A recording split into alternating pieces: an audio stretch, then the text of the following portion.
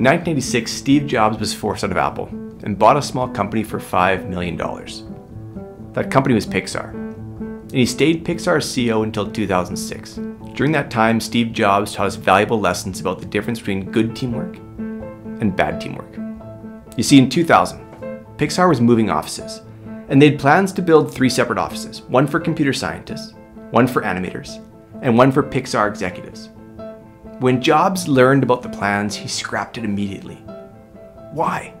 Because he knew the entire Pixar team needed to be together, to have one big space, and a meeting place right in the middle. Because he knew that great teamwork requires connection. See, every team's got to figure this out at some point. This is how teamwork goes. That everything goes great until it doesn't. And then what? When things get hard, you're losing the championship game, the business stops making money, your marriage is strained. That's the true test.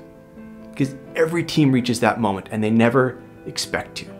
So the difference between good teamwork and bad teamwork is defined not when things are easy, but when things get hard. That's when great teamwork comes down to these 3 things. First, during the tough times, do you drift apart or stay connected? It's a critical distinction. Steve Jobs knew how important that fork in the road can become for a team. He knew there'd be tough times. So his answer? We stay together. We build our office to always be connected. Good times or bad times, we're going to keep running into each other. We're going to keep figuring this out. The Chicago Bulls dynasty lost many times before they finally won. The difference was they stuck together during the bad times. They didn't drift apart. They fixed the problems because they didn't run from the problems. FC Lyon, the amazing women's football team, perhaps the most successful team in the world right now, needed to break through before they went on to win 7 titles in 10 years. When things get hard, grow together. The second key between good teamwork and bad teamwork is trust. For years, Google ran some internal research called Project Aristotle, which was Google's deep data dive into what makes highly effective teams. And the 2 top determinants were feeling safe on the team and feeling like others were dependable. It was trust. Trust that my voice will be heard, that it'll be valued, it'll be appreciated, and at the end of the day, we'll get our work done. Teams aren't always the happiest groups. They don't always make life easier. In fact, oftentimes they make it harder. But when push comes to shove, a good team trusts each other, and everyone has a voice. Think about the best leader you ever worked for.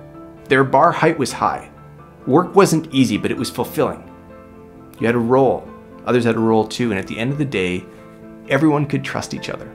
And that trust is so vital because of the third key between good teamwork and bad teamwork, that teams plateau before they peak. The foundational research into teams was really clear on this point.